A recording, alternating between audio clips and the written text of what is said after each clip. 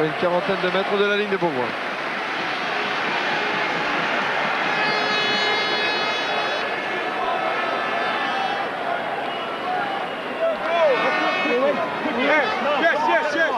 Vas-y, en discussion avec M. Morrison. La remise en jeu à la touche s'effectue pareil. Le capitaine, alors que Patrice Favre a un problème avec sa chaussure dans les 22 mètres de Bourgoin. Ocagne. Dantiac. Percé de Dantiac. Oh, il a pas, ça y est. Brusque. Bernat Salle, la position d'ailier, un finisseur qu'il est. Bernat Salle pour lui-même accroché par Jenny, il y a faute. Oui, l'arbitre, qu'est-ce qu'il va dire, l'arbitre? Il y a faute sur Bernat Salle. Non, il monte la ligne des 22. Il monte la ligne des 22 pour un renvoi au 22. Ah bon. Alors que Favre a quelques problèmes, lui aussi. Oui, il est possible que ce soit Cédric Morel qui le remplace. C'est ce qui va arriver. Oui, mais dans ce cas-là, je pense que Péclier, non, que Cassagne va passer à l'ouverture et que Morel va passer au centre. Le jeune centre Morel, un blond que vous allez voir apparaître sur votre écran. Et bien Morel que vous allez voir remplacer Favre. Ce Morel-là, ce petit blond-là, il n'a que 18 ans, autrement dit, il a l'âge de la fille de Marc Cessillon. Vous en saurez des choses, hein. Restez avec nous. Et Cassagne passe effectivement à l'ouverture. Ça ne nous rajeunit pas, me C'est disait mignon. Marc Il hier. n'est pas beau, lui. 18 ans. Et comme un grand, il joue une finale là, de la Coupe de France. Vous voyez qu'il n'y a pas que des vieux à... C'est sa première à finale. Beauvoisilleux. Cléda en deux temps. Prise de balle baquée pour Pau. Mise au sol, il a fait l'effort qu'il fallait pour offrir la balle à ses partenaires, mais la balle est toujours pour Le Loir. Le Loir, allez. Oui, il y a ce défait de la balle au pied là, au moment où il faudrait peut-être mieux la porter. Péclier poussé en touche par Martin. Encore que ce coup de pied a été un avantage de terrain pour Pau. Mais si Pau veut gagner maintenant, il va falloir qu'ils prennent des risques. Là, ils sont bien à 7-8 mètres de la ligne de but de Bourgoin. La remise en jeu sera faite par leur talonneur Thierry, non pas Thierry du tout, c'est Dans ce Joël Joël Rey. Rey. Prise de balle, la guarde. Il est bien pris, hein. Voilà, on la voit la balle, elle est jouable pour Torossian, qui ne s'en prive pas. Ocagne. Sauté pour Dantiac. Oh là, ils vont marquer. Dantiac et Bernat Salle. Ouais, ils vont marquer. Et c'est de Dantiac. Oh, ça chauffe. Voilà. Ah lui, il ne faut pas lui laisser l'intervalle. Il ne faut pas lui laisser l'intervalle. Le voilà le risque qu'il fallait prendre. Et ils l'ont pris, les Palois. Il ne faut surtout pas laisser l'intervalle à David Dantiac. Ah, il passerait dans un coup de souris. Dantiac qui était parti à Grenoble et qui est revenu chez lui à Pau. On le voit ici, Dantiac qui s'infiltre. L'accélération. Et voilà l'essai merveilleux de Dantiac. Comme il en a marqué d'autres et comme il en a amené surtout beaucoup cette année. Alors que Bernard Salle était là, disponible encore s'il avait fallu pousser l'action. Oui. Allez, tentative de transformation. Ça fait 11 à 11, Ballard. 11 à 11, tentative de transformation. David Ocagne. Rien n'est joué. Pas très chanceux aujourd'hui, David Ocagne. 2 réussites sur 6 tentatives pour l'instant. Mais là, cette tentative, elle pèse. Allez, David Ocagne. Tentative de transformation. La balle se lève et le passe entre les barres. 13 à 11 et pour la première fois depuis le coup d'envoi, la section paloise prend l'avantage au score. Regardez Dantiac. Pierre, Oui, oui, avec Jean-Louis Luneau. Jean-Louis, vous avez refusé. Ouais, alors il y a un changement. Effectivement, Vidor va remplacer Bria. Jean-Louis, vous avez refusé de regarder cette transformation, mais c'est passé. Ah, c'est terrible, maintenant il faut tenir. Il faut tenir et il faut être très très lucide. Il faut que nos joueurs soient très lucides. Et à partir de là, je crois qu'on va empocher le challenge. Mais il reste encore 5 minutes, ça va être terrible. Voilà. Oh, rien n'est joué. Rien n'est joué. 5 minutes, il peut s'en passer des choses. C'est là qu'on va voir la capacité de réaction de cette équipe de Bourgoin qui a dominé la première partie du championnat, qui a gagné la conférence. Et on va voir aussi les ressources de Pau, de voir s'ils peuvent peser sur le match pour maintenir le match dans les 22 mètres ou 40 mètres de Bourgoin. C'est le cas avec le Loir ici, À qui a l'intérieur. porté la balle dans le camp berchalien. Péclier a intercepté. Et là, c'est un double sens parce que les joueurs de Pau ayant pris le score à leur avantage, ils vont être là avec les manches bien retroussées. Ils vont donner tout ce qu'il leur reste. Et c'est au berchalien à combler le retard. C'est qui va leur poser des questions. Pau qui a déjà remporté 2 fois le challenge en 39 et en 52. En 52, c'est le bénéfice du classement. Ray, le capitaine de la section paloise, il prend son temps. Et Cléda en cours. Regardez ça, quand il le faut, comme il le faut. 3 minutes à jouer encore. C'est eux qui jouent comme ont joué Bourgoin sur ses phases de jeu. Bonne prise de balle par Cléda, on s'est regroupé autour de lui. L'on progresse dans l'axe profond et on sanctionne à nouveau Bourgoin qui ont voulu et qui ont effondré le Mol. Il a tort de discuter Malafosse. Au moment d'ailleurs où la balle était extraite, faut-il le dire, puisqu'elle était dans les mains de Torossian. Et évidemment, Tout va se jouer là. David Declan va prendre son temps Si ce n'était fait d'ailleurs. pour ajuster son coup de pied. Vignolo ici. David Declan, il va prendre son temps pour ajuster son coup de pied parce que le chronomètre tourne. Il ne reste plus que 2 minutes dans le temps réglementaire. Allez, 13 à 11, l'avantage des Palois. Nous approchons de la fin. Pénalité à l'avantage des Palois. David Ocagne à la manœuvre pour tenter cette pénalité. 3 réussis sur 7 tentatives depuis le coup d'envoi à David Ocagne. 13 pour Pau, 11 pour Bourgoin. 1 minute 30 dans le temps réglementaire. Et c'est parti. Et c'est passé à côté. Ça ne passe pas. Et Laguarde est sorti, remplacé par Montière, Pierre. Pour Pau. Eh bien, allons-y. Le ballet continue. Puis des commentateurs qu'il va falloir en rugby maintenant sur les comptables. Attention, Bernard Salle qui se saisit de la balle au rebond. Et qui l'offre à ses équipiers. Torossian est là pour la relance. Et l'arbitre préfère donner une mêlée ordonnée à l'avantage de Pau. Toujours dans les 35-40 mètres de Bourgoin. Il se pose des questions, Michel Fouturas. Aïe aïe aïe, il sent que... Ouais, mais son équipe a des ressources. Hein. Oui, mais il reste très peu de temps. Hein. Et du métier. Et Torossian aussi a les ressources du métier. 1 minute dans le temps réglementaire. Alors on va faire redresser la mêlée, on va la faire refaire carrément. Et c'est Pau qui pour l'instant est en passe de gagner la finale de cette Coupe de France. L'avantage à Torossian. Toro au petit côté en force. Il va avancer de 3 mètres Torossian. Élargit le jeu. Et le droit. Et le droit d'Ocagne. Si ça Et ne le gagne droit pas, ça d'Ocagne à débarrasse. côté. Attention, on va de l'arbitre, regarde son chronomètre. Oui, c'est la fin du temps réglementaire. 2 petits points qui séparent Pau de Bourgoin. On joue les arrêts de jeu. Et Bourgoin est dominé territorialement par la section paloise. L'enjeu est très important. Il y a le titre de la Coupe de France, oui, mais il y a surtout aussi une qualification d'office pour la Coupe d'Europe, chose qui est devenue très importante. Oui, surtout pour le trésorier, parce que ça représente un bon paquet d'argent dans le budget finalement, ça. Et oui, et on parle d'argent. On parle de sport, on parle aussi d'argent dans le rugby. Henri Nieto, le directeur sportif. Oui, Nieto qui était là. Il sent lui aussi le titre à sa portée. Oui, ce Rolles qui a été durement plaqué et qui ne va pas se presser de se relever, vu que son équipe mène au score et qu'on joue les arrêts de jeu. Il y a le kiné. C'est Franck Rolles qui est... Et c'est Rolles, oui. 11 pour Bourgoin, 13 pour Pau, ici à Nîmes, en finale de la Coupe de France de rugby. Et Mazille à la manœuvre de production. Georges Deraski, Malafosse en relais. Qui va extraire à la balle de cette Musclagne. Et mais c'est personne et c'est Pau qui gagne. Et c'est Pau qui remporte le challenge Yves du Manoir. Comme en quart de finale du championnat de France l'an dernier à Brive, Pau élimine Bourgoin. Cette fois, c'est au stade de la finale. C'est donc Pau qui remporte la Coupe de France. C'est Pau qui remporte le challenge Yves du Manoir et c'est Pau qui est assuré de jouer l'année prochaine la Coupe d'Europe de rugby. Ce n'est pas rien.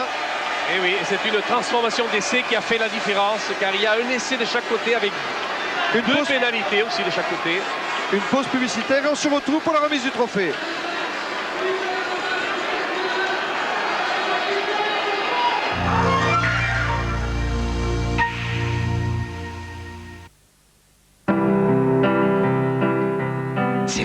le petit, on aimerait bien un appartement plus grand. Mais acheter, est-ce qu'on peut? Nous, on se demande si c'est le moment pour nous. Alors, est-ce qu'on doit, hein? Remarque, on m'a parlé des... Merci. C'est prêt malade, Crédit Agricole. Prêt malin du Crédit Agricole, prêt malin, n'attendez pas demain. Couvre-toi, tu vas t'enrhumer. Oh, minute, j'admire l'artiste. Il peint avec de la vie. Quel fini parfait, quel pouvoir couvrant. Je te dis qu'il y a des courants d'air. Mais les fenêtres sont fermées. À 8-3000, c'est sans odeur et puis ça sèche en 30 minutes. Ouais, bah, moi, je te conseille de te rhabiller en moins que ça, moi. Oh là là, si on peut même plus apprécier la belle peinture maintenant. À vie, ça change la vie. Enfin des cheveux plus forts, plus résistants. Et pourtant, je les ménage pas. Shampoing Elseve de L'Oréal au céramide Air. Une nouvelle force pour vos cheveux. Imaginez que vous êtes en voyage. C'est un grand voyage. Et la façon de voyager, est-ce important pour vous? Bien sûr, c'est important. Vous découvrez le plaisir du voyage pour le voyage. Vous êtes sur Singapore Airlines.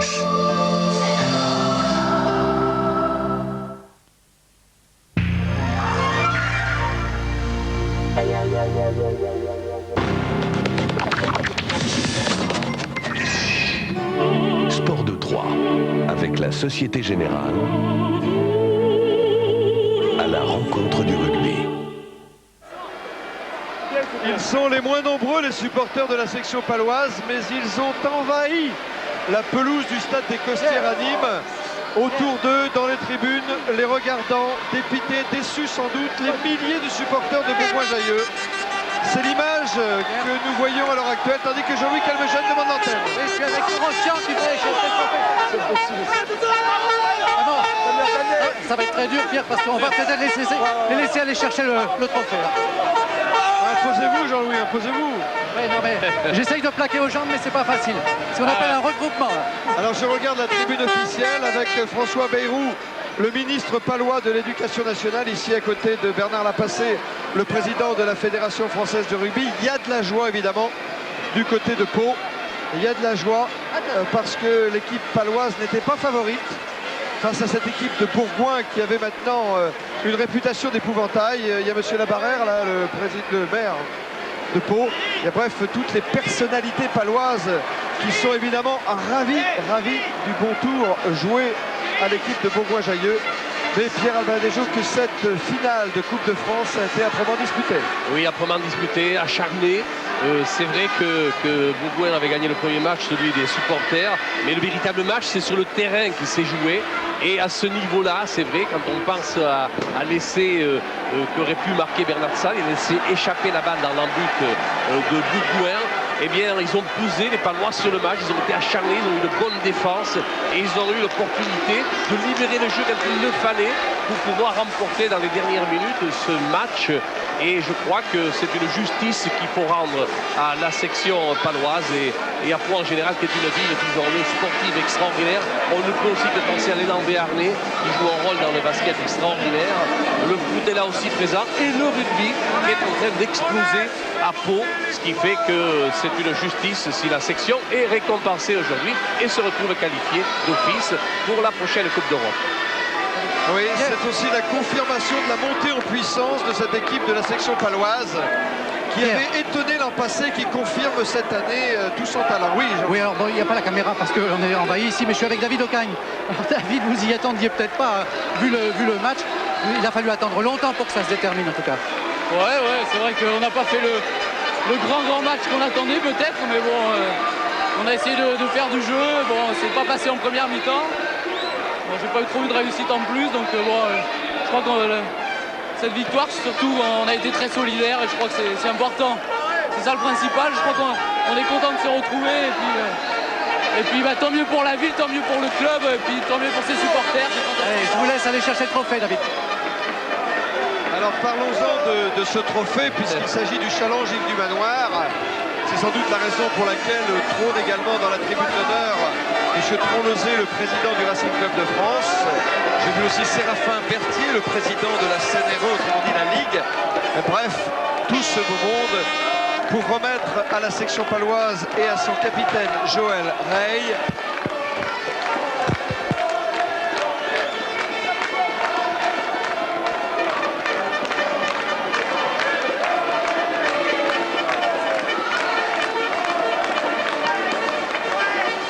le tour d'honneur des joueurs. Évidemment, les joueurs de cette section paloise qui ont connu, il faut le rappeler quand même, Pierre Albadéjo, un passage difficile et même une crise à la fin de la Coupe d'Europe quand les choses allaient plutôt mal pour la section qui n'avait peut-être pas tenu le rôle qu'on attendait d'elle. À tel point que ces deux entraîneurs, en l'occurrence Francis Letta et Luno, avaient même démissionné le dernier jour de cette phase éliminatoire de Coupe d'Europe. Et puis, sous la pression amicale, comme ça arrive souvent, sous la pression amicale, ils sont revenus aux affaires, Letta et Luno, et la section paloise s'est refait une santé. Mais vous l'avez dit, une santé en vert et blanc. Ça a été une petite crise bénéfique finalement, et jamais la section n'a joué aussi groupée, aussi liée. Toute la famille s'est retrouvée là pour remonter la pente, et aujourd'hui, eh bien, ils récoltent la récompense, la juste récompense de cet effort qu'ils ont fait. Ils n'ont pas explosé, au contraire, ils se sont reposés des questions et ils ont rebâti ce rugby collectif qui fait leur force incontestablement. Pour les anciens de Bourgoin, ça doit être dur, pour Cassagne, pour Mazille, pour Cécillon, pour Théron en particulier, et qui sont à la recherche d'une consécration nationale.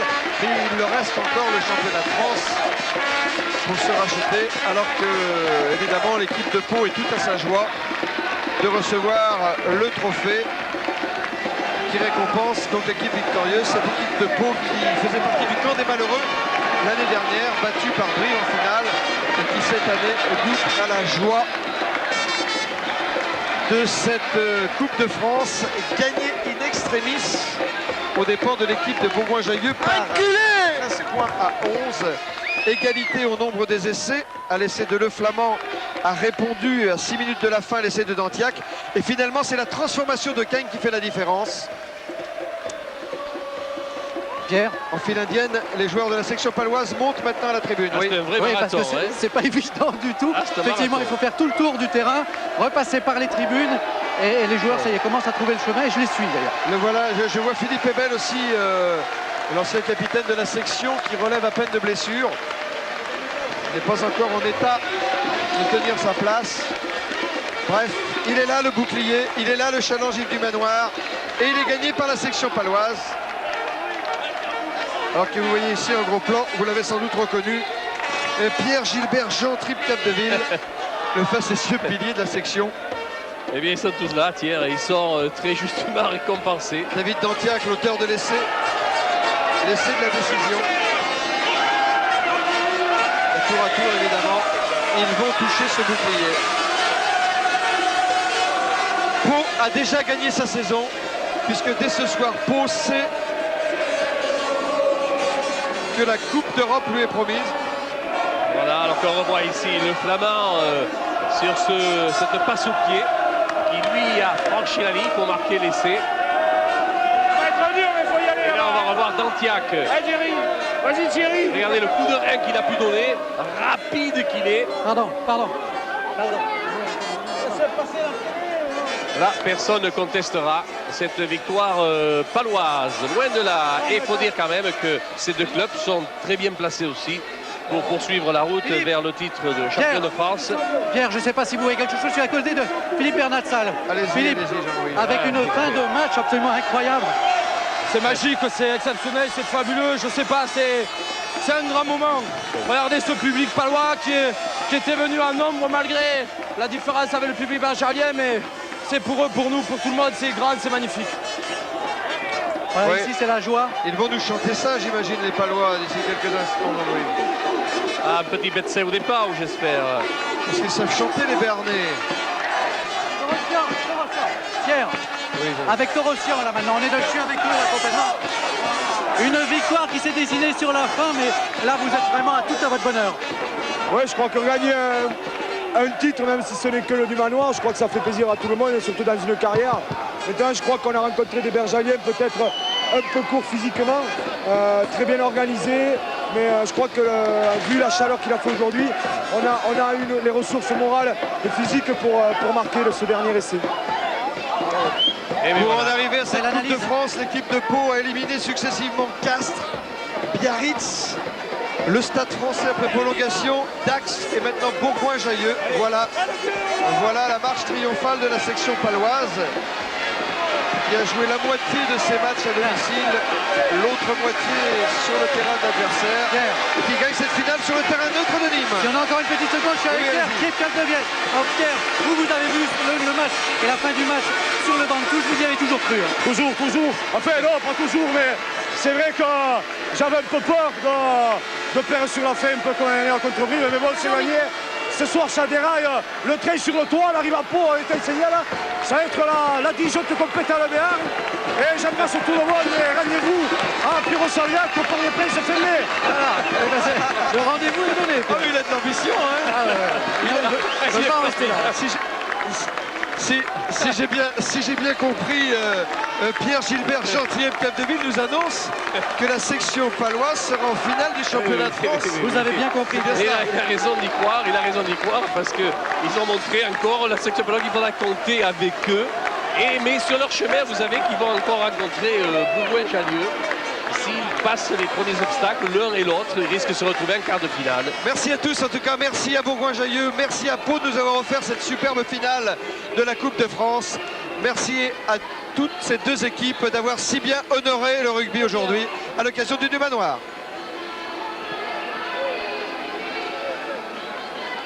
Et le match que l'on attendait, une vraie finale du championnat de France. Pour l'instant, pour le rugby, c'est terminé, mais Samedi Sport continue.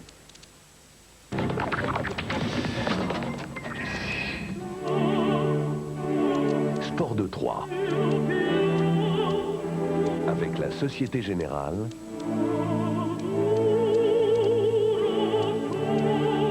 à la rencontre du rugby. Voilà, on a un petit peu de temps avant le tiercé. Avec tout ce que les joueurs de Bourgoin avaient fait en championnat, c'est vrai que c'était pratiquement une victoire acquise. Alors comment vous expliquez-vous que c'est Pau qui a gagné? Eh bien, je donnerai deux explications principales, Pierre. La première, c'est que favoris, les Bergaliens n'ont pas supporté la pression, à en croire en tout cas Marc Cessillon, qui rajoute qu'on a joué complètement à l'envers. La deuxième explication, je la tiens de Frédéric Torossian, le demi de mêlée palois. Alors lui, il dit, de toute façon, des deux équipes, nous étions les plus frais physiquement, et c'est nous qui l'avons emporté. J'aurais quand même une troisième petite et dernière explication pour vous dire que finalement, ce qui fait la force de Pau, c'est que c'est une équipe qui ne s'avoue jamais vaincue. Ils ne lâchent jamais le morceau, comme ils disent. Et regardez, à 5 minutes de la fin, ils étaient pratiquement battus. Et bien finalement, ce sont eux qui ont gagné. On va le voir en image. À se demander s'ils en veulent plus, les Palois, au moment où ils pénètrent sur la pelouse du stade des Costières à Nîmes. Et c'est vrai que menés 3-0 après 15 minutes de jeu, ce sont eux qui se créent la première occasion avec cette ouverture. Et Dantiac, omniprésent hier, est peut-être le meilleur Palois sur le terrain pour un ballon qui aboutit dans les mains de Philippe Bernatsal. Il freine au dernier moment, le Palois, et la défense bergalienne sauve l'essai sous les yeux de l'arbitre anglais Ed Morrison. 10 minutes plus tard, alors que les deux équipes en sont à 3 partout, c'est encore Dantiac qui se distingue. Il passe à l'intérieur à Philippe Bernatsal. L'ailier palois vise le coin droit du terrain, plaqué par Génie. Il semble aplatir, mais M. Morrison a l'œil et refuse logiquement l'essai qui n'a pas été aplati. La preuve à la loupe. Bien vu, M. Morrison. Et c'est au tour de Bourgoin de se montrer dangereux avec ce petit coup de pied dans la boîte de Patrice Favre. Le rebond n'est pas favorable.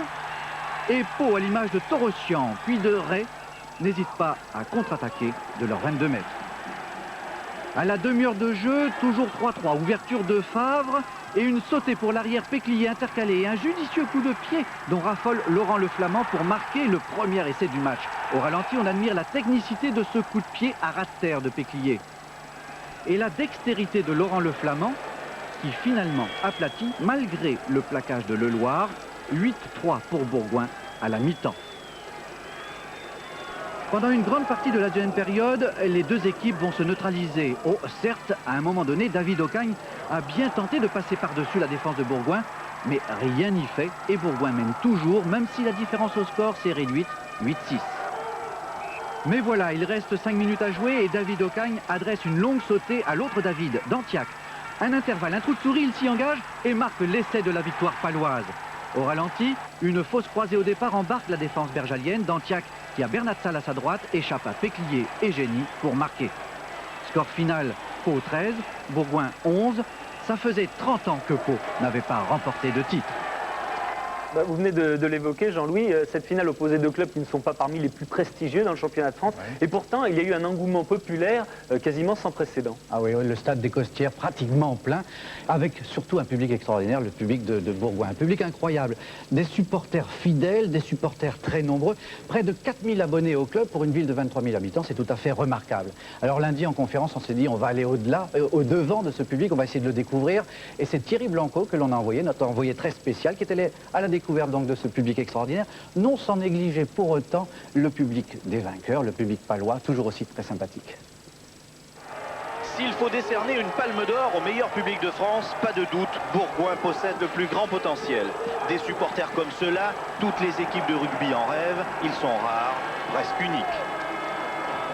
Bourgoin, c'est encore un village, et puis c'est une équipe qui est solidaire, où les joueurs se prennent pas la tête, et ils sont avec nous, comme nous on est avec eux. Pour cette finale de Coupe de France, ils ont loué, tenez-vous bien, 140 bus, persuadés que la victoire de leur équipe serait au rendez-vous. On vient de toute la région et bien au-delà. Une déferlante ciel et grenat. Ils sont plus de 12 000 au stade des Costières et il y a forcément de l'ambiance. Péage d'autoroute envahi dans la bonne humeur, une véritable colonie autour du stade avec tout son folklore et même sa boutique. Au milieu de cette marée bergalienne, quelques supporters palois qui à cette heure-là